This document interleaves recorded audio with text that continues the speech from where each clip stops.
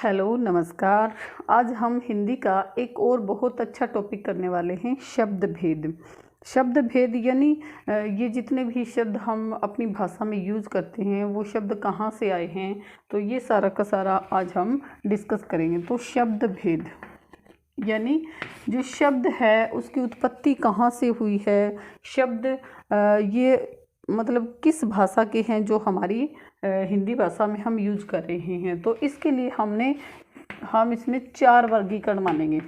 4 वर्गीकरण यानी शब्द भेद के 4 आधार है जहाँ जहाँ से हिंदी में शब्द आए हैं।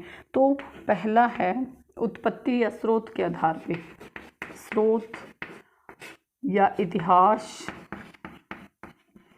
या उत्पत्ति के आधार पे। अब उत्पत्ति इतिहास के आधार पे शब्द के 5 स्रोत हैं। यानी क्वेश्चन आता है कि स्रोत के आधार पे शब्द के कितने भेद हैं, तो शब्द के 5 भेद हैं। ऐसे इतिहास के आधार पे या उत्पत्ति के आधार पे 5 मान लिए जाते हैं, भेद जो है 5 है। वैसे 4 ही कई बुकों में 4 ही दिखाया गया है, तो 5 भेद है इसके। नंबर 1 है तत्सम।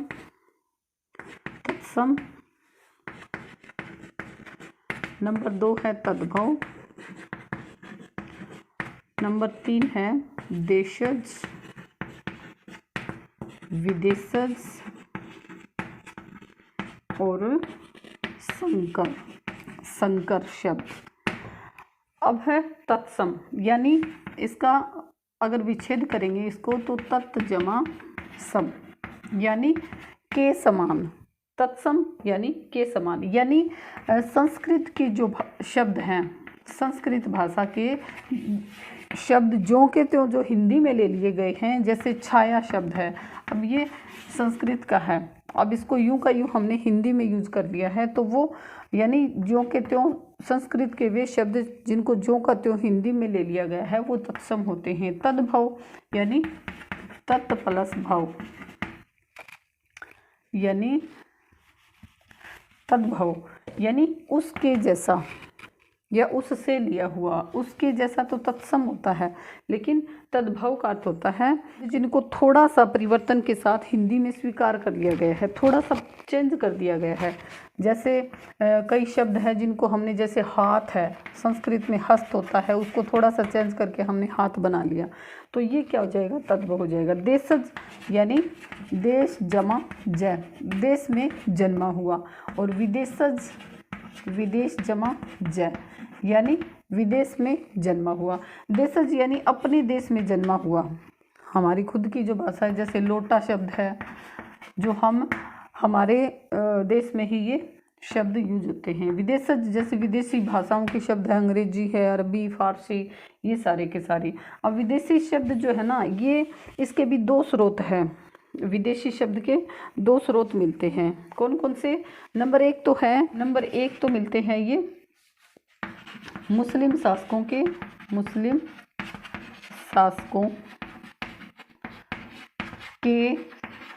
समय के, यानी जब मुस्लिम शासकों ने हमारे देश पे राज किया था तो उस समय ना बहुत सारे शब्द हमने उनके अपना लिए थे। और दूसरे मिलते हैं ब्रिटिश या यूरोपियन जो कंपनियां थी, यूरोपीय कंपनी के समय के यानी ब्रिटिश सरकार के टाइम के।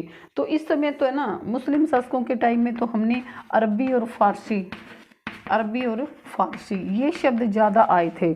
अरबी और फारसी आए थे मुस्लिम शासकों के टाइम में। ये सारे के सारे विदेशी शब्द हैं, क्योंकि विदेशियोयों ने भारत पर आक्रमण किया था, तो विदेशी शब्द उस टाइम आ गए थे, वो थे अरबी और फारसी। और यूरोपीय टाइम में आई थी अंग्रेजी, ब्रिटिश टाइम में अंग्रेजी शब्द जो है वो सबसे ज़्यादा ब्रिटिश कंपनी के समय में आए थे। यानी जब अंग्रेजों ने हम पे राज किया था, भारत पर जो राज किया था, उस टाइम अंग्रेजी वर्ड जो ज़्यादा आए थे। अब अरबी शब्द भी और फारसी शब्द भी, अरबी जैसे मुस्लिम धर्म के लोग हैं वो बहुत सारे शब्द यूज करते हैं जिनको हम भी जो का त्यों अपना रखा है। जैसे आदमी शब्द है, आदमी, औरत, इलाज ये शब्द क्या है, ये मुस्लिम शब्द हैं। दवा, दारू, दुआ, ये शब्द है ना इनके हैं, मुस्लिम धर्म के लोग हैं ना, इनको ज़्यादा यूज करते हैं और वही हमने ज्यों का त्यों अपना रखा है। तो ये हो गए मुस्लिम शासकों के टाइम के। अब ब्रिटिश टाइम में अंग्रेजी ज़्यादा आई थी, अंग्रेजी शब्द सबसे ज़्यादा आए थे। तो अंग्रेजी में जैसे रेल है, अस्पताल है, टिकट है, क्लर्क है, ये सारे के सारे शब्द जो हम अंग्रेजी में यूज करते हैं, कप है, शर्ट है, ये जो है वर्ड हमने ज्यों के त्यों हिंदी में यूज कर लिए हैं। तो ये हो गए अपने विदेशी शब्द। अब है ना, लगभग हम हिंदी में 3500 शब्द जो है ना वो तो करते हैं फारसी भाषा के यूज। हमारी भाषा भी इतनी बड़ी है, इतनी लेंथी, फिर भी हम 3500 शब्द तो करते हैं फारसी के यूज। अरबी के करते हैं 2500 अब अरबी के शब्द हम हिंदी भाषा में प्रयोग करते हैं। और अंग्रेजी के करते हैं हम 3000, लगभग 3000 शब्द हम अंग्रेजी के जो है वो हिंदी में ला रखे हैं। तो ये तो थी इनकी विदेश। हाँ, अब आ गया संकर। एक टाइप इसमें संकर भी होता है। संकर अलग, जैसे एक तत्सम हो, एक तद्भव हो, या एक अरबी हो, एक हिंदी हो, या एक इंग्लिश हो, ऐसे जैसे हम शब्द सील बंद। अब ये सील बंद क्या है? सील बंद यानी सील तो शब्द हो गया इंग्लिश का और बंद शब्द हो गया अपना फारसी का। हर पे शब्द के 5 भेद है, 5 प्रकार है। नंबर 2 है अब रचना के आधार पे। रचना के आधार पे रचना लगा है, बनावट है, बनावट के आधार पे, या व्युत्पत्ति के आधार पे। व्युत्पत्ति, अब उत्पत्ति और व्युत्पत्ति में हम समान लगा लेते हैं। उत्पत्ति के आधार पे 5 है और रचना के आधार पे या इसके आधार पे 3 भेद है। तो 3 भेद है। नंबर 1 रूढ़, नंबर 2 यौगिक, नंबर 3 है योग रूढ़। योग रूढ़ यानी रूढ़ शब्द तो वो होते हैं जो मतलब टुकड़े करने पर उनका कोई सार्थक खंड नहीं बनता। जैसे चावल शब्द है, चावल। अब इसको अगर हम अलग अलग करते हैं, चा प्लस वल, तो ना तो इस चा का कोई अर्थ निकल रहा, ना वल का कोई अर्थ निकल रहा। तो ये रूढ़ शब्द होते हैं जो जिनके कोई सार्थक खंड नहीं किए जा सकते, वो रूढ़ शब्द होते हैं। ये क्वेश्चन भी कई बार पेपर में पूछा जाता है कि रचना के आधार पर शब्दों के कितने भेद है, शब्द के कितने भेद है। तो 3 है। बनावट के आधार पे पूछ लिया जाता है तो बनावट के आधार पे शब्द के 3 भेद हैं। अब इसकी डेफिनेशन भी दे दी जाती है कि रूढ़ के आधार पे, जैसे वे शब्द जिनके सार्थक खंड नहीं होते वो रूढ़ शब्द होते हैं। यौगिक होते हैं जो योग से बना होता है या मिलन से, या यौगिक शब्द का हो जाएगा 2 शब्दों के मेल से, यानी मेल से बना। जैसे रेलगाड़ी हो गया, जैसे रसोई घर हो गया, और रसोई घर जमा घर। अब रसोई भी अलग शब्द है और घर भी एक अलग शब्द है। तो 2 शब्दों के मेल से जो बनता है वो होता है यौगिक। जैसे बैलगाड़ी है, मोटर गाड़ी है, ये शब्द क्या हो जाएंगे? यौगिक हो जाएंगे। योग रूढ़ होते हैं जो यौगिक भी होते हैं और रूढ़ भी होते हैं। यौगिक तो 2 शब्दों के मेल से बन गए, और रूढ़ जो किसी अर्थ के लिए रूढ़ हो गए। जैसे दशानन है, दशानन। अब 10 प्लस आनन हो गया ये आनन, तो 10 आनन है जिसके, इसको इकट्ठा कर दिया, दशानन हो गया। ये 10 है आनन जिसके, यानी वो किसके लिए रूढ़ हो गया? रावण के लिए।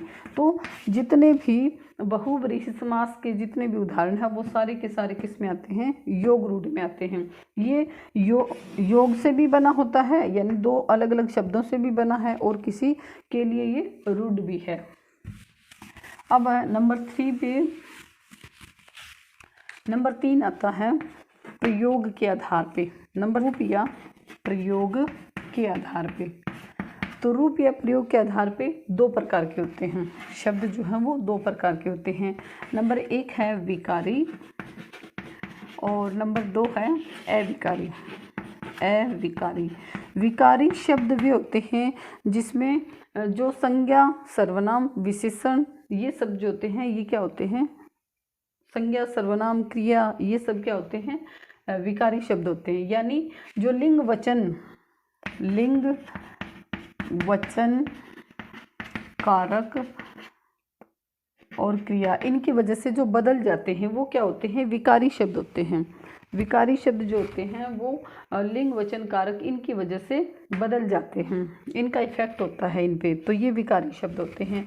और अविकारी शब्द कौन से होते हैं, अविकारी यानी जिन पे लिंग वचन क्रिया कारक इनका कोई इफेक्ट नहीं पड़ता, वो अविकारी होते हैं। अविकारी को अव्यय भी कहते हैं, अविकारी अव्यय। इसमें ये भी इसके भी चार भेद है। एक तो है क्रिया विशेषण, क्रिया विशेषण, क्रिया विशेषण जैसे क्रिया की विशेषता बताना, जैसे आज कोई भी काम आज करो, कल करो, परसों करो, अब करो, यहाँ करो, ये शब्द क्या होते हैं, क्रिया विशेषण होते हैं। नंबर 2 है संबंध बोधक क्रिया विशेषण बोधक, संबंध बोधक। संबंध बोधक क्या होता है कि जैसे किसी भी चीज़ में संबंध बताना, में है, से है, ये शब्द यानी कमरे में, ऊपर से, छत पर, ये शब्द क्या होते हैं, संबंध, किसी एक चीज़ का दूसरे से संबंध बताते हैं। नंबर 3 है इसमें समुच्चय बोधक, यानी किसी भी चीज़ का समुच्चय बोधक। जैसे और है, 2-3 चीज़ों में, जैसे तथा है, या तथा है, और है, ये शब्द क्या होते हैं, क्योंकि है, क्योंकि, ये शब्द क्या होते हैं, समुच्चय बोधक होते हैं। ये समुच्चय का क्या करवाते हैं, समुच्चय का बोध कराते हैं। अगला है विषम्य बोधक, विषम्य बोधक, ये भी अविकारी अवयव है। विषम्य यानी जैसे हाय, अरे, ओ, ये शब्द क्या है, ये विषम्य बोधक है। ये इंग्लिश में इनको एक्सक्लेमेटरी सेंटेंस बोलते हैं। तो ये जिसमें विषम्य होता है, ये जो है वो चेंज नहीं होते, ये विषम्य बोधक अविकारी शब्द हो जाएंगे। तो रूप या प्रयोग के आधार पे विकारी और अविकारी 2 प्रकार के होते हैं। अब नेक्स्ट है आधार पे, अर्थ के आधार पर। अब अर्थ के आधार पे शब्द के कितने भेद हो गए, 4। अर्थ के आधार पे 4 है। नंबर 1 है, अब एकार्थी तो वो होते हैं जिनका एक अर्थ निकलता है, और अनेकार्थी वो होते हैं एक ही शब्द के अनेक अर्थ निकलते हैं, वो अनेकार्थी होते हैं। और समानार्थी यानी पर्यायवाची शब्द, समान अर्थ वाले पर्यायवाची, जैसे हाथ है उसको कर भी कह सकते हैं, हस्त भी कह सकते हैं, तो अर्थ तो एक ही है। और विलोम शब्द यानी विपरीत अर्थ, यानी दिन का रात, यानी उल्टा बताना, वो विपरीतार्थी। तो ये जो है वो अर्थ के आधार पे है। अब कंपटीशन एग्जाम में कैसे क्वेश्चन आता है कि इतिहास के आधार पे शब्द के कितने भेद है, तो 5 भेद हैं। रूप के आधार पे 2 भेद हैं, अर्थ के आधार पे 4 भेद है। तो ये जो क्वेश्चन है वो इस आधार पे आता है। ये है बहुत आसान, लेकिन हम इनमें नाम में कंफ्यूज हो जाते हैं कि किस भेद है। तो आज इस वीडियो में इतना ही। अगर मेरी वीडियो पसंद आए तो इसे लाइक, शेयर एंड कमेंट करें। Thanks, have a good day.